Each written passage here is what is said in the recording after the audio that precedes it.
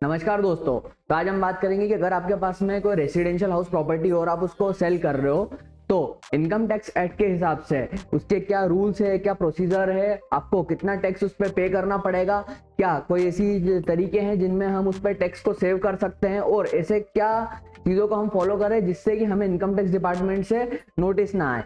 तो आइए हम इस वीडियो को स्टार्ट करते हैं। तो दोस्तों, जो हम घर बेचते हैं, जो भी हमारी रेसिडेंशियल हाउस प्रॉपर्टी हमको उसको सेल कर रहे हैं, तो सबसे पहले हम ये समझते हैं कि वो हमारे लिए एक लॉन्ग टर्म कैपिटल एसेट्स है या शॉर्ट टर्म कैपिटल एसेट्स है। अब लॉन्ग टर्म कैपिटल एसेट्स इसको बोलते हैं अगर जो आपकी रेसिडेंशियल हाउस प्रॉपर्टी है, जब आपने उसको परचेस करा था और जब आप उसको सेल कर रहे हो तो उसके जो बीच का पीरियड है वो अगर 24 मंथ से ज्यादा है, मतलब कि 2 साल से ज्यादा है, तो उसको हम लॉन्ग टर्म कैपिटल एसेट्स की कैटेगरी में लिखेंगे, और अगर वो 2 साल से कम है तो उसको शॉर्ट टर्म कैपिटल एसेट्स की कैटेगरी में लिखेंगे। अब सबसे दूसरी इंपॉर्टेंट बात ये आती है कि डेट ऑफ ट्रांसफर, मतलब कि कौन सी ऐसी तारीख है जिसको कि माना जाएगा कि इस तारीख को ये प्रॉपर्टी सेल हुई है।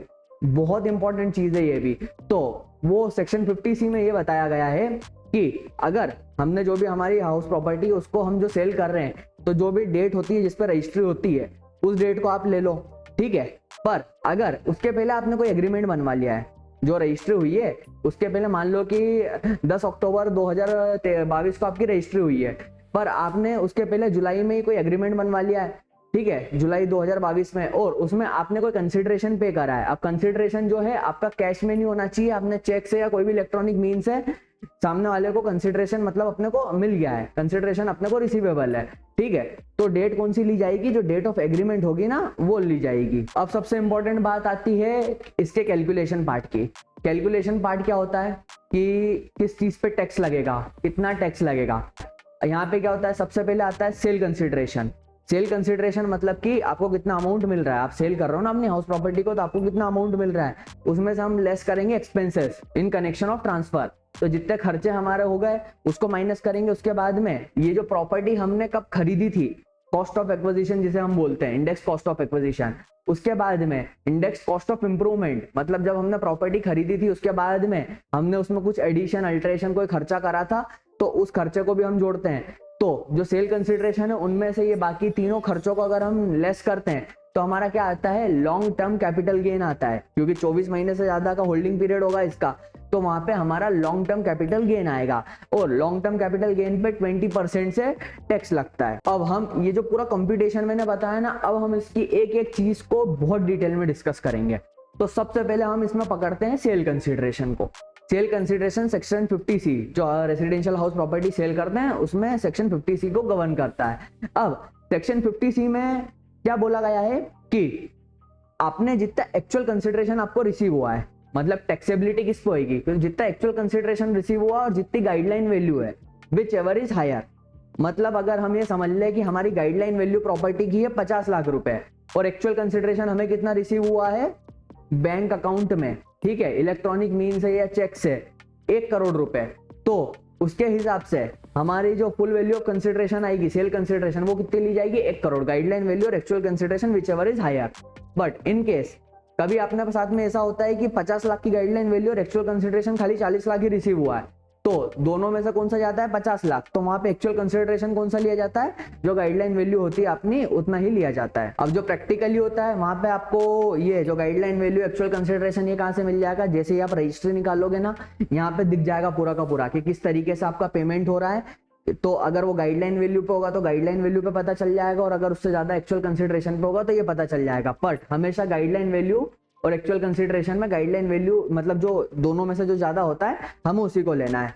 दूसरा सेक्शन 50C एक बहुत बड़ी बात बोलता है कि जो कंसिडरेशन रिसीव है या एक्रूव्ड है या रिसीवेबल है।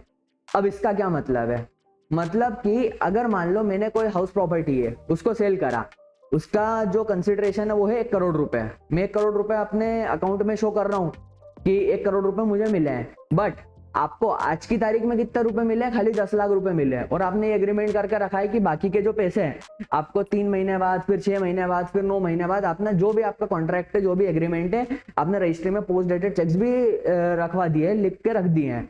तो यहाँ पे आपका जो कंसिडरेशन है उसको कितना माना जाएगा, वो पूरा 1 करोड़ रुपए माना जाएगा। वो ऐसा नहीं है कि 10 लाख रुपए माना जाएगा, ये प्रॉब्लम कहाँ अराइज होती है, जैसे कि मान लो आपने, जैसे आपकी डेट ऑफ रजिस्ट्री, जो डेट ऑफ ट्रांसफर है, जो मैंने रजिस्ट्री की डेट की बात करी थी वो है 25 फरवरी। अब उसका आपको इंपॉर्टेंस समझ में आएगा मैंने डेट ऑफ ट्रांसफर की बात क्यों करी थी। 25 फरवरी को आपने कोई भी प्रॉपर्टी को सेल करा है और आपको 10 लाख रुपए का कंसिडरेशन रिसीव हुआ है। आपकी प्रॉपर्टी आपने सेल कितने की करी है, 1 करोड़ रुपए की करी है, पर आप उन्होंने बोल के रखा है कि बाकी का जो पेमेंट है हम आपको 9 महीने बाद देंगे, 10 महीने बाद देंगे। सर कोई बेवकूफ है क्या कि जो पेमेंट हमको इतना लेट देता है। देखो प्रैक्टिकली ये सब अरेंजमेंट्स होते हैं, चलते हैं। तो अगर वो पेमेंट हमें, जो हमारी due date of filing of return है, जो कि 25 फरवरी को खरीदा ना, 25 फरवरी 2023, मतलब 22-23 की due date of filing of return कब होगी, 31 जुलाई 2023। तो हमें रिटर्न भी फाइल करना है वहां तक, पर हमें पेमेंट तो मिला नहीं है अभी तक, कुछ भी पेमेंट नहीं मिला है, खाली 10% पेमेंट मिला है, 10 लाख रुपए। तो जब हम वहां पे रिटर्न फाइल करने जाएंगे तो आगे इस वीडियो में मैं डिस्कस करूंगा कि अगर आपको टैक्स बचाना हो तो आपको दूसरा घर खरीदना पड़ता है, या फिर आपको एक कैपिटल गेन अकाउंट स्कीम में पैसा जमा करवाना पड़ता है। पर आपको जब पैसा ही नहीं मिला है तो आप कैपिटल गेन अकाउंट स्कीम में पैसा कौन सा जमा करवाओगे, या फिर दूसरा घर कहां से खरीदोगे। तो ये एक बहुत बड़ा कंसर्न आता है। तो इसीलिए मैं ये वीडियो पूरी की पूरी एकदम डिटेल में बना रहा हूं कि आपको जो भी पैसा मिल रहा है, आपको जो भी एक्चुअल कंसिडरेशन मिल रहा है, इसके 50C के हिसाब से उसमें क्लियरली लिखा हुआ है कि कंसिडरेशन रिसीव, रिसीवेबल और एक्रूड। मतलब अगर 1 करोड़ की प्रॉपर्टी सेल करी है, आपको कितना पैसा मिला है हमें कोई मतलब नहीं, हमारे हिसाब से सेल वैल्यू होगी आपकी 1 करोड़ रुपए, दैट्स इट। ठीक है, तो यहाँ पे हमारा सेल कंसिडरेशन वाला टॉपिक हो जाता है फिनिश। अब दूसरा आता है expenses in connection to transfer. अब ये कौन से खर्चे होते हैं, अगर मान लो सेलर ने कोई स्टैम्प ड्यूटी पे करी है, लॉयर को कुछ चार्जेस दिए हैं, कुछ रजिस्ट्रेशन चार्जेस दिए हैं, और भी कोई दूसरी फीस वगैरह दी है, तो वो सब यहाँ पे खर्चे होंगे जो खर्चे हैं। बट इनके सबके आपके पास में प्रूफ होने चाहिए। जैसे कि लॉयर को अगर फीस दी है तो उसका इनवॉइस आपके पास में होना चाहिए, मतलब मन से हमें खर्चे नहीं बुक करने। ठीक है, अब तीसरा आता है cost of acquisition. Let me correct, it is indexed cost of acquisition. Cost of acquisition नहीं है, इंडेक्स कॉस्ट ऑफ एक्विजिशन है। अब इंडेक्स कॉस्ट ऑफ एक्विजिशन क्या होती है, सबसे पहली चीज ये खाली एप्लीकेबल होती है लॉन्ग टर्म कैपिटल असेट्स के, उसमें शॉर्ट टर्म में आप इंडेक्सेशन नहीं कर सकते। इंडेक्सेशन मतलब ये होता है कि अगर मान लो आपकी कोई चीज जो खरीदी थी आपने बहुत साल पहले, तो आज के हिसाब से वो चीज कितने की होगी, तो इसके लिए इंडेक्स कॉस्ट ऑफ एक्विजिशन का चार्ट दे करके रखा है इनकम टैक्स डिपार्टमेंट ने। तो उसके हिसाब से हमें कैलकुलेट करना रहता है इस चार्ट के हिसाब से कि ये चीज जब खरीदी थी तब इसकी इतनी जो यूनिट्स है, जो वैल्यू है वो लेनी है, और आज के हिसाब से इतनी है। तो जो आपकी कॉस्ट ऑफ एक्विजिशन है एक्चुअल वो यहाँ पे आ जाती है। अब कॉस्ट ऑफ एक्विजिशन मतलब आपने जब भी प्रॉपर्टी परचेस करी है, इन केस मान लो आपने 2005 में प्रॉपर्टी परचेस करी है, तो जो आपकी रजिस्ट्री में वैल्यू आ रही होगी प्रॉपर्टी की, वही हमें कॉस्ट ऑफ एक्विजिशन लेनी है। पर अगर मान लो आपकी कोई पैतृक संपत्ति है, पैतृक संपत्ति का ये मतलब होता है कि जिसकी कॉस्ट ऑफ एक्विजिशन आपको नहीं मालूम है, आपके दादाजी के दादाजी की कोई संपत्ति होगी, या फिर 2001 के पहले की कोई प्रॉपर्टी है, तो वहां पे कॉस्ट ऑफ एक्विजिशन क्या ली जाती है। तो इस केस में इनकम टैक्स डिपार्टमेंट ने ये बोल के रखा है कि 1 अप्रैल 2001 को जो भी फेयर मार्केट वैल्यू आपकी चल रही है वो आपकी कॉस्ट ऑफ एक्विजिशन ली जाएगी। मान लो एक 1986 की प्रॉपर्टी है जिसको कि आप आज सेल कर रहे हो, तो क्या 1986 में आपको कॉस्ट अगर नहीं पता है, और अगर इनकेस आपको पता है, तो क्या 1986 की कॉस्ट लेनी है, तो तब की नहीं लेनी है। आप 1 अप्रैल 2001 की फेयर मार्केट वैल्यू निकलवाओ, आप कलेक्ट्रेट से निकलवा सकते हो, गाइडलाइन वगैरह मिल जाती है वहां पे, तो वहां से आप ले सकते हो। तो वो आपकी कॉस्ट ऑफ एक्विजिशन हो जाती है, और उसको फिर बाद में आपको, जैसे मैंने बताया कि इंडेक्सेशन करना होता है, वो आप इंडेक्सेशन कर सकते हो। अब बात आती है कॉस्ट ऑफ इंप्रूवमेंट की। कॉस्ट ऑफ इंप्रूवमेंट क्या है, आपने प्रॉपर्टी परचेस तो कर ली, एक्वायर तो कर ली, अब उसके बाद में अगर उस प्रॉपर्टी पे कोई भी कैपिटल एक्सपेंडिचर आपने करा है, not revenue expenditure, capital expenditure. Capital expenditure मतलब क्या, जैसे घर बनाया तो उसमें कुछ एडिशन करा है, कुछ अल्ट्रेशन वगैरह करवाया है, ठीक है, तो उसको हम कैपिटल एक्सपेंडिचर बोलते हैं। रूटीन नेचर के एक्सपेंडिचर नहीं होने चाहिए कि घर में कुछ रूटीन एक्सपेंसेस वगैरह करवा, उसको नहीं बोल रहे हैं। कैपिटल एक्सपेंडिचर जिसमें कोई कैपिटल असेट्स मतलब दिख रही है, तो अगर कोई ऐसे कैपिटल एक्सपेंडिचर आप करवा रहे हो तो उसे हम कॉस्ट ऑफ इंप्रूवमेंट में गिनते हैं। प्रैक्टिकली क्या होता है कि जो कॉस्ट ऑफ इंप्रूवमेंट अगर आप ले रहे हो तो आपके पास उसके प्रॉपर इनवॉइसेस वगैरह होने चाहिए। इनवॉइसेस, या फिर आपने बैंक से पेमेंट किया हो, या इनवॉइस अगर कैश में भी पेमेंट करा हो तो प्रॉपर इनवॉइस होने चाहिए। ऐसा नहीं होना चाहिए कि मतलब मैंने इनवॉइसेस कहीं से जुगाड़ लिए और मैंने कैश में पेमेंट करा, मतलब आपको प्रूफ करना पड़ेगा एट द एंड कि हमने प्रॉपरली यहाँ पे कैपिटल एक्सपेंडिचर करा है। ठीक है, अगर आगे कोई भी नोटिस आता है तो उसमें आपको प्रूफ कर लिया कुछ ना कुछ होना चाहिए, कुछ ना कुछ एविडेंसेस होना चाहिए। अब जो भी एक्सपेंडिचर आपने करा है, जैसे सेम कॉस्ट ऑफ एक्विजिशन में हमें इंडेक्सेशन मिला था ना, ऐसे ही कॉस्ट ऑफ इंप्रूवमेंट में भी हमें इंडेक्सेशन मिलेगा। इसमें एक महत्वपूर्ण बात यह है कि अगर आपकी बहुत पुरानी प्रॉपर्टी, मान लो 1980 1970 की कोई प्रॉपर्टी है और आपने 1995 में कुछ उसमें इंप्रूवमेंट करवाया, कुछ कैपिटल एक्सपेंडिचर करा, काफी भारी भरकम कैपिटल एक्सपेंडिचर करा है, तो क्या उसको यहाँ पे कंसीडर करा जाएगा? तो उसको कंसीडर नहीं करा जाएगा। कॉस्ट ऑफ इंप्रूवमेंट में उसको कंसीडर नहीं करा जाता है। 1/4/2001 के पहले अगर आपने कुछ भी इंप्रूवमेंट करा है तो उसको कंसीडर नहीं करेंगे। 1/4/2001 के बाद जो इंप्रूवमेंट करवाया सिर्फ उन्हीं को कंसीडर करा जाएगा, क्योंकि वहां पे एट द एंड आप फेयर मार्केट वैल्यू निकालने के लिए बोला ही उन्होंने 1/4/2001 पे, उसी को आप कॉस्ट ऑफ एक्विजिशन मान लो, इसीलिए उसको कंसीडर नहीं करते हैं। अब हमने डिटेल में समझ लिया, सेल कंसीडरेशन समझ लिया, एक्सपेंसेस समझ लिया in connection to transfer, index cost of acquisition समझ लिया, इंडेक्स कॉस्ट ऑफ इंप्रूवमेंट समझ लिया। अब सेल कंसीडरेशन में से जब हम इन तीनों चीजों को लेस करते हैं तो क्या आता है? हमारे पास में आता है लॉन्ग टर्म कैपिटल गेन।